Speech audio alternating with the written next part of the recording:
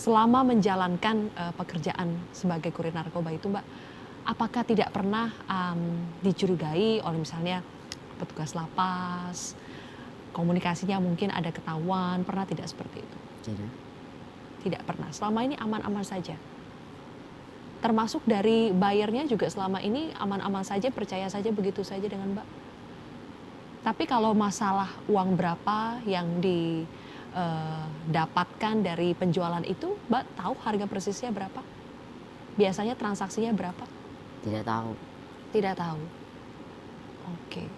Sudah berapa kali nih kira-kira? Kalau selama 2 bulan saja itu berapa kali ya diminta menjadi kurir? Sebulan aja kadang bisa 4 kali, Hmm. 5. 4 sampai 5 kali dalam waktu sebulan.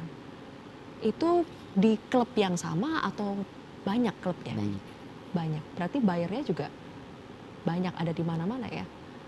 Mbak tahu jaringan internasional ini, Mbak tahu apa mengenai jaringan internasional ini? Mereka asalnya dari mana? Kemudian bagaimana mereka mengedarkan narkoba sampai ke Indonesia? Teman sendiri yang bilang, ini bakalan turun nih barang dari misalkan dari Cina. Mhm, Nanti dia ngomong kan, mhm. nanti lu antar ke sini ya, Mbak ngambil barangnya sama siapa? sendiri. Sendiri? Ngambilnya dari mana? Kan udah dibagi-bagi, Mhm, udah di ini misalkan teman aku pegang aku, mhm, nanti nih ambil sini. Jadi di dalam itu dia udah ada kelompoknya masing-masing mhm. kalau turun barang. Dia di dalam juga berkelompok. Terus Mbak dikasih tahu nanti ambilnya kepada itu, Mbak ngambilnya kepada kelompok juga atau kepada perorangan nih? Orang di luar. Orang di luar. Selama ini berapa orang? 1 orang, 2 orang pemasoknya? Orang yang berbeda atau orang yang sama selama ini? Berbeda. Selalu berbeda? Oke. Dan mereka itu sudah tahu bahwa Mbak ini akan datang? Sudah dikasih tahu sama teman Mbak yang ada di dalam Udah, lapas? nanti kan langsung diteleponnya, langsung jalan ke sini. Hmm. Ada titipan, Kode-kodenya gimana sih, Mbak? ada titipan. Titipan? Langsung jalan ke sini ya. Heeh. Selama ini kalau berkomunikasi lewat handphone supaya tidak ketahuan gitu ya, kode-kode yang sering dipakai apa saja, Mbak? Eh, ada titipan nih dari inisialnya XXX. Mhm, Langsung jalan. mhm. Udah barang di tangan, nanti tinggal tunggu telepon dari orang dalam. Nanti langsung antar ke sini ya. Mmm. Oke. Itu 2 kali telepon tuh? Ya, Berarti nggak langsung ya, setelah ambil dari dia, bawa ke sini, nggak kayak gitu? gitu. Kenapa itu? Kenapa harus ditelepon sampai 2 kali, setelah ini baru ditelepon lagi, supaya apa? Memang ada strategi khusus atau gimana? Maksudnya supaya apa? Aman. Supaya aman? Selain kode titipan, ada kode apa lagi nggak Mbak Awe? Udah titipan. Biasanya titipan ya. Nama-nama narkoba itu juga disamarkan. Kayak misalnya tadi kan Inex ternyata ikan. Terus sabu ternyata TS ya. Ada kode-kode lain untuk narkoba jenis lain? Enggak, udah itu. Memang selama ini 2 itu. Setelah Mbak dikasih tahu, setelah ambil dari pemasok, edarkan ke sini, ketika Mbak mengantarkan itu setelah selesai transaksi, Mbak kasih tahu lagi kepada teman Mbak, sudah selesai gitu. Udah. Baru setelah itu dibayarkan, uangnya Dibayar. dikasih kepada Mbak. Itu via apa? Transfer juga? Transfer. Yang mentransfer itu teman Mbak sendiri Iya. dari dalam lapas. Dia langsung pegang m-banking. Dia punya M-banking. e-banking, mobile banking gitu. Dari dalam lapas bisa sampai seperti itu ya. Oke. Sampai sekarang Mbak masih jadi kurir? Sekarang Mhm. lagi libur. Lagi libur. Mhm. Baik, terima kasih Mbak Awe atas waktunya bersama kami di NSI. Pemirsa, seperti apakah peta jaringan narkoba di Indonesia dan mengapa Jakarta menjadi magnet besar para gembong narkoba? Telah hadir di studio kami adalah Irjen Pol Purnawirawan Benny Mamoto, pengamat narkotika Indonesia yang dulu pernah menjabat sebagai Deputi Bidang Pemberantasan Badan Narkotika Nasional. Selamat malam, Pak Benny. Pak Benny, sebetulnya bagaimana sih peta jaringan narkoba yang ada di Indonesia? Ya, jadi peta jaringan yang ada di Indonesia ini, kalau Kepala BNN mengatakan ada sekian puluh jaringan internasional yang beroperasi dan sebagainya, mayoritas dikendalikan di lapas. Memang fakta di lapangan kondisinya seperti itu. Dan dari hari ke hari terus berkembang. Yang tadinya mereka sekedar pengedar bisa naik kelas. Yang tadinya sekedar kurir sudah naik kelas menjadi koordinator kurir. Dan ini terus berkembang. Kenapa? Karena narkoba memang bisnis ilegal yang menghasilkan uang banyak. Di samping itu juga pengalaman kami menginterogasi buronan kami yang tertangkap di Bangkok. Saya tanya, kenapa Anda menyasar Indonesia? Dia katakan, buat kami Indonesia adalah pasar potensial. Harganya bagus, angka permintaannya terus meningkat. Demand-nya banyak ya? Iya, iya.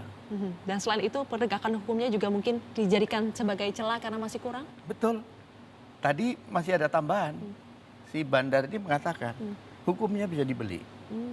Ini menjadi catatan tersendiri tentunya buat kita semua bahwa sindikat internasional memandang kita seperti itu.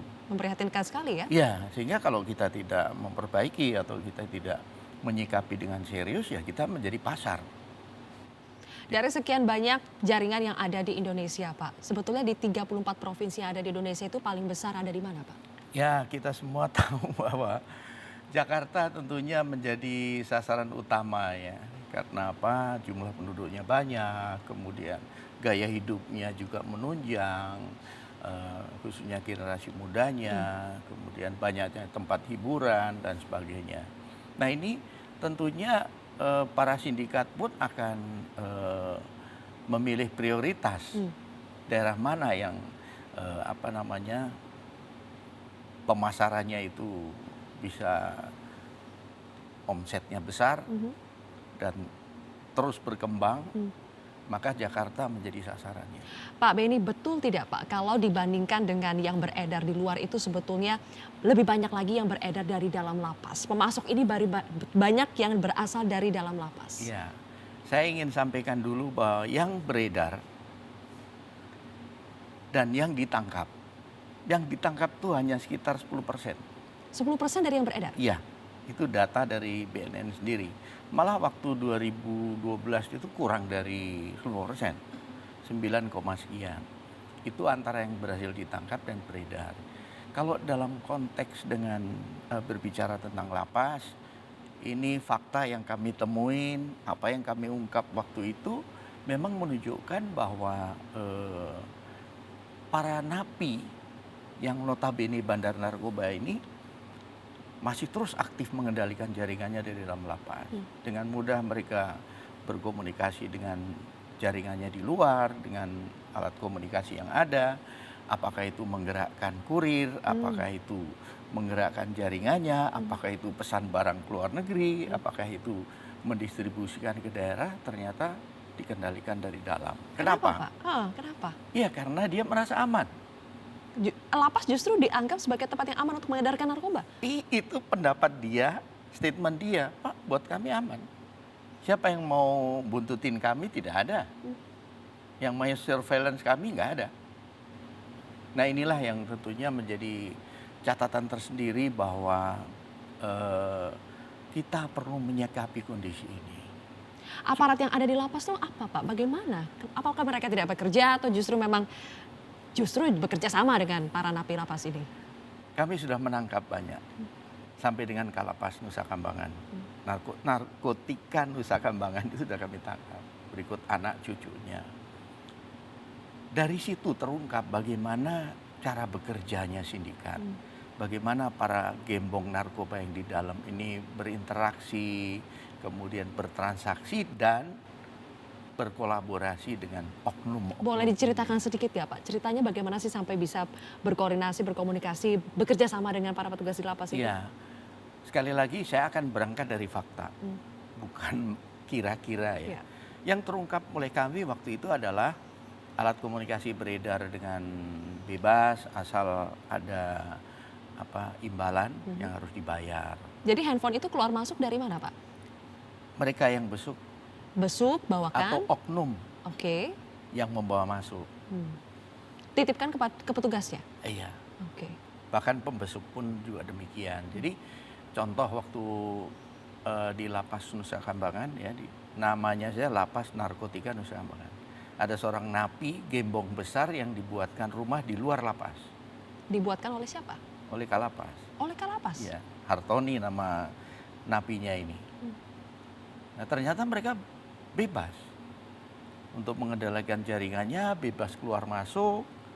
Waktu itu terungkap ketika kami selesai operasi, mau pulang, kami melihat ada napi yang membawa anjing sedang berjalan. Saya tanya ke petugas, saya tanya malah yang bawa anjing itu, anjingnya bagus sekali. Dia cuma, iya lewat. Saya tanya ke sopir kan, itu siapa? Napi. Padahal kalau lihat jamnya harusnya sudah masuk ke sel. Ternyata dia tinggal di luar lapas. Dan akhirnya terbongkar, kemudian ditindak dan sebagainya. Dari itulah kami tahu pola-pola yang ada di lapas. Kenapa sampai terjadi seperti itu? Contoh lain lagi, bagaimana jammer dipasang, ternyata tidak berfungsi. Kok bisa tidak berfungsi, Pak? Karena ketahuan jammernya itu mereknya apa, speknya bagaimana. Ketahuan oleh siapa nih? Oleh para bandar ini, dia cari informasi keluar, ternyata jammer ini hanya bisa untuk ngejam beberapa komunikasi, telepon, yang lain tidak, maka semua beralih ke telepon yang lain. Jadi kembali bicara masalah kekuatan uang. Semuanya uang yang berbicara. Iya. Dan sayangnya moralitas kita, integritasnya bisa dibeli dengan uang. Betul, jadi yang kami lihat, kalau kami sendiri selalu menyampaikan ke anggota, jangan bermain-main dengan narkoba, ingat anak, ingat cucu. Kalau kita mau makan uang narkoba ya tunggu saja nanti anak cucu kalian kena. Nah, ternyata sama. Salah satu Kalapas tadi anaknya kena juga. Oh, begitu. Akhirnya anaknya kena sendiri. Kena juga. Pak, tadi Anda mengambil contoh Lapas Nusa Kambangan. Bagaimana dengan Lapas Cipinang yang ada di Jakarta? Banyak tidak kasus ditemukan, Pak? Ya, Lapas Cipinang kan sudah terungkap. Pabrik narkoba ada di dalam, kemudian bagaimana Freddy dengan leluasa mengendalikan jaringan sampai dengan 1,4 juta butir ekstasi dari Cina yang kami ungkap. Juga dari lapas, kemudian juga Akyong itu justru malah yang menghubungkan Freddy ke luar negeri, sekarang masih menjalani. Ternyata dia terlibat kasus baru lagi. Inilah fakta-fakta yang tentunya harusnya kita sikapi dengan serius kalau sudah begini. Bapak melihat ada perubahan sekarang? Ketika sudah banyak penemuan-penemuan di dalam lapas, apakah ada perubahan? Apakah sekarang petugas-petugas di lapas kita semakin tertib? Sudah ada imbauan juga kan? Sudah ada, bahkan ada pernyataan tegas dari Menkumham.